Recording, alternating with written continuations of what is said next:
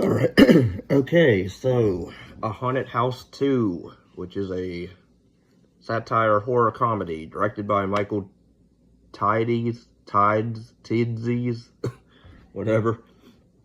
It's directed by Michael someone. And it stars Marlon Wayans and Jamie Presley.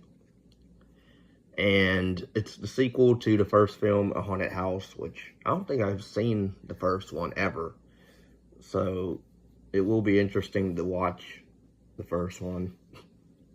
I remember seeing this when it came out. I think I owned it at one point. And I get, Marlon and his brother, was it David Wayans or no. I forget the other brother's name. But, whether you have White Chicks, him and his brother played in White Chicks. I thought that's a timeless classic to me. That's a funny one. Way funnier than this. Even Scary Movie 1 was decent. Granted, I wasn't the biggest fan of it, but I overall liked a lot of the humor. Not particularly his character. I forget his character's name. But here, he plays Malcolm Johnson. Pretty much. I guess, I haven't watched the first film, so I'm not sure if this takes place right after it, or I'm assuming, I guess it does, because it also, I want to say, it takes off of different horror films as well as Sinister, which I'm not a fan of those movies. I like the concept, but the movie overall sucks. I know a lot of people seem to like the first one. To each their own. The Conjuring, this also rips off, or makes fun of, which was fine overall. It had also Annabelle was in this, and they some of the jokes, I'll say right off the bat, some of the jokes in this is just not, either they go on too long, or they're just not funny, because they go on too long, and they don't let them sit enough, or they don't, bam, bam, bam, just joke after joke, but they're not funny jokes, a black joke and a white joke is, I don't know how many times you can only, keep doing that.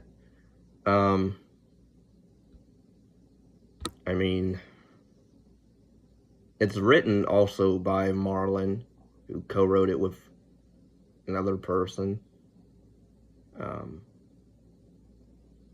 But overall, it's just a okay film. It's funny. There are elements I liked in it that were funny. But it's not.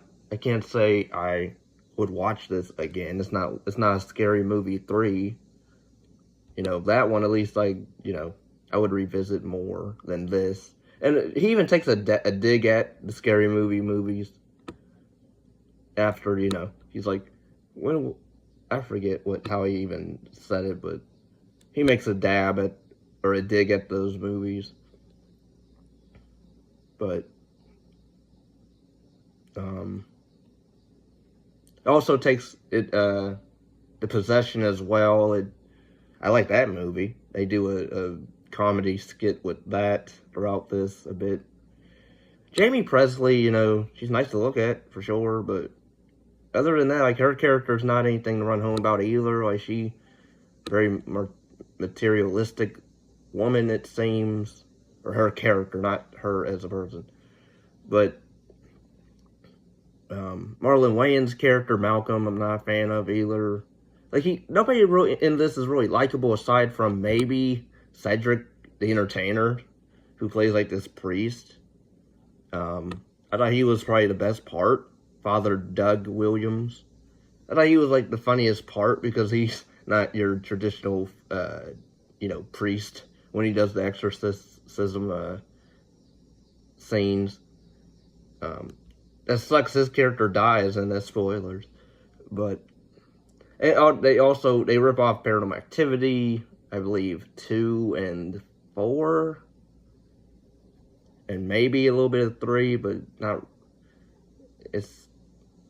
they poke fun at the Paranormal Activity movies anyway, which I'm not a big fan of that franchise either, but those are way better because at least they're actually creepy and, likable characters overall. Well, somewhat. They were more interesting than this.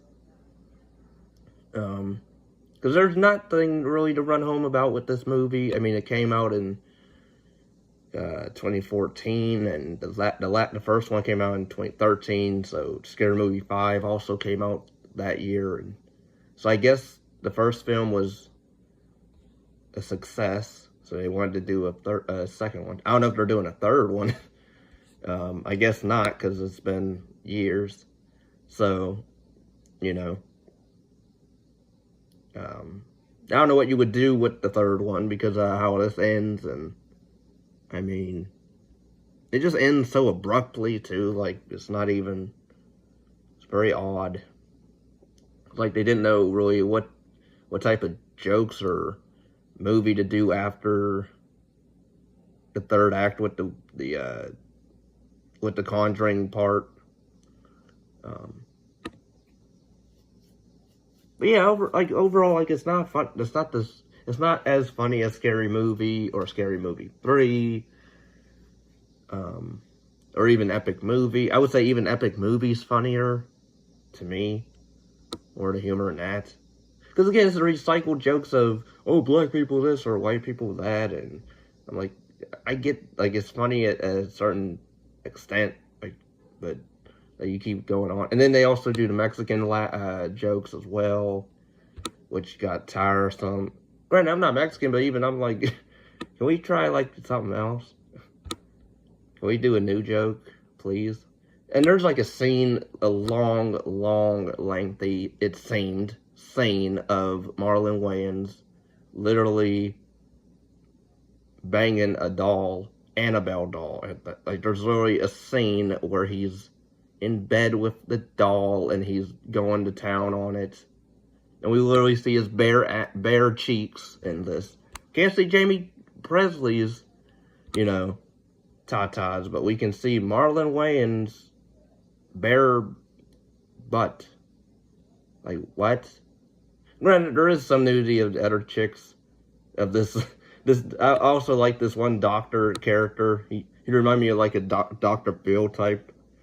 It was weird, his character, they also, again, they rip off a Sinister in this, and, the doctor, I guess, the exposition doctor in that movie, they try to do his character in this, and it's funny because he ends up, he has, this weird lab. I don't know if they were doing meth in there or what, but he had, these topless women in there, doing the work for him or whatever, and then at one point, Malcolm FaceTimes them at a frat house, and he has drugs there, I guess, and the police literally barge in and arrest him on screen, and that whole scene was funny to me. And even the jail, I mean, it's not funny, but he's even able to call him in jail, in the jail cell. I guess he somehow he's able to FaceTime the doctor, expert demonologist guy in jail, and we get a cameo of Mark Henry as a jail mate and other people in that cell with the doctor, which I thought was funny, the way it ended with that. I mean, it's not funny for the doctor, but it was funny to me. But overall, that scene was funny, and Cedric the Entertainer's scene was mostly the highlight. Everything else was just either recycled or just whatever. Nothing clever with this also. Again, even the opening when they do a ripoff of the ending to The Devil Inside. That ending where the couple, they're trying to race to the I forget what other church, but they're trying to get, he wants to get his girlfriend to the church so they can perform exorcism, but of course in that movie it ends, because it's a lost footage film, so it ends stupidly. And they do it here, but it's where if the guy survived, with the driver, and they just decided we're not gonna say anything about this and just go on with our lives. But even like then it's 1 year later, and Malcolm has a new girlfriend, Megan, which is funny because now, you have Annabelle and then you have Megan. So, and then you also have the teenage daughter Becky and the son Wyatt. I guess to take off from Paranormal Activity 4, which I believe the kid's name was Wyatt in that. So they don't even try to hide it. He has a black imaginary friend named Tony, which we never see. I guess that's why he's called imaginary. But they move in, and then the dog Shiloh dies because a safe falls on it while it's in the lawn, and we have this whole long spew of Marlon Wayans trying to give it CPR and literally using an air pumper to pump the dog back to life. I'm like, this is not funny. I wasn't offended, but I'm like, this is boring. It's not even making me laugh, really. Even some of his screams, like over dramatic screams, are sort of funny at certain times, but overall, like, nah. And then, yeah, Megan puts a creepy Annabelle doll in the chair by their bed, and that's where you get the scene of Malcolm, aka Marlon Wayans, literally banging a doll, tongue-kissing it, and literally putting the doll's face in his butt on screen, in whatever quality this is. If you got 4K, you'll see everything. You even see his O faces as well in this, so we all know what Marlon Wayans' face looks like when he, ew. Becky finds an old box and develops an attachment to it. This is the possession take they're trying to do here from that movie. Wyatt continues to hang out with his imaginary friend Tony. Malcolm seeks help from a paranormal psychologist named Professor Wyde. That character's probably I wanted to highlight. The only two highlights of this entire movie. But pretty much the whole movie is him trying to either, I guess, prove there's ghosts in the house or demons, but his girlfriend Megan's not believing him, and he does stuff and he acts so over dramatic about stuff, or literally he screams way too much in this. I get it's a comedy, but geez. Last resort, Malcolm goes to find Ned and Noreen, whatever, the people from The Conjuring.